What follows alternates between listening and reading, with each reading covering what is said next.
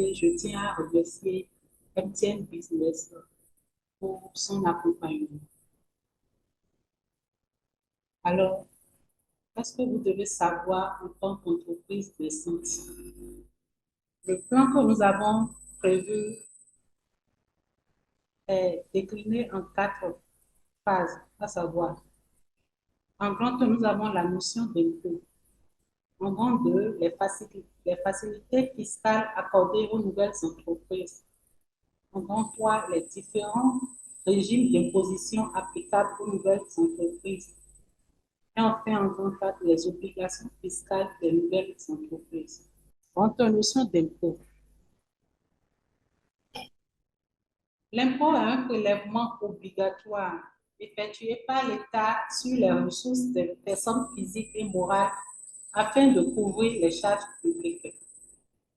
La finalité de l'impôt est donc la couverture des charges publiques, telles que la construction des routes, des marchés, des écoles,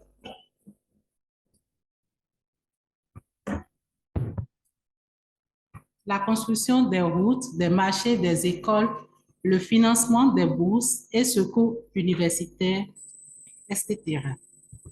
L'économie béninoise étant fortement tributaire des recettes fiscales, chaque Béninois, chaque promoteur d'entreprise a le devoir de souscrire cette déclaration et payer ses impôts à temps pour la construction de notre beau pays, le Bénin. Quelles sont les facilités fiscales que l'État accorde aux nouvelles entreprises? Les nouvelles entreprises régulièrement créées bénéficient de plusieurs mesures incitatives que sont la suppression de la déclaration d'existence au niveau des centres des impôts et des visites de sites, l'exonération de la patente au titre des 12 premiers mois d'activité, l'exonération de la taxe professionnelle synthétique au titre des 12 premiers mois d'activité, l'exonération du versement patronal sur salaire au titre de la première année d'activité, la réduction du montant de l'impôt de 25% la première année, de 25% la deuxième année et de 50% la troisième année pour les entreprises soumises à l'IBA et à l'IS. La réduction de 40% du montant de l'impôt pour les entreprises adhérentes des centres de gestion agréés sur les 4 premières années à compter de la date d'adhésion au centre de gestion agréé. L'exonération de l'impôt sur les sociétés et du versement patronal sur salaire pendant les 2 premières années d'activité et d'une réduction de 50% des mêmes impôts au titre de la 3e année pour les nouvelles entreprises start-up dans le secteur du numérique. Les matériels et équipements neufs importés en République du Bénin par les petites et moyennes entreprises ne bénéficiant pas d'un régime fiscal dérogatoire destiné à l'installation d'unités artisanales et industrielles sur demande. Ces matériels sont exonérés de la TVA. Et ça, c'est une mesure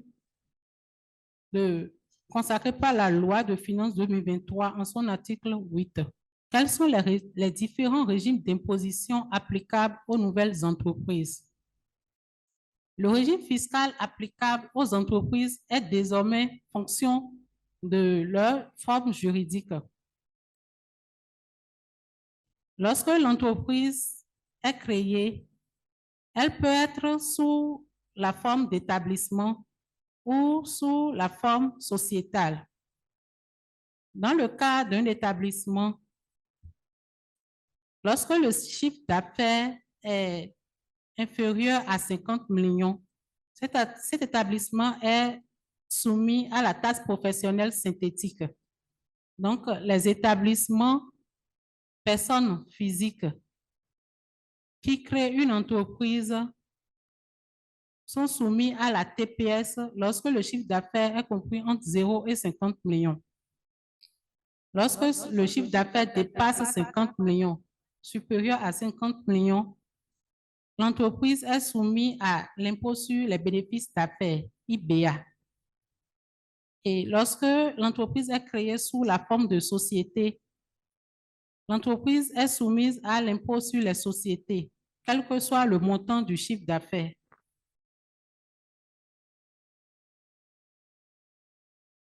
La taxe professionnelle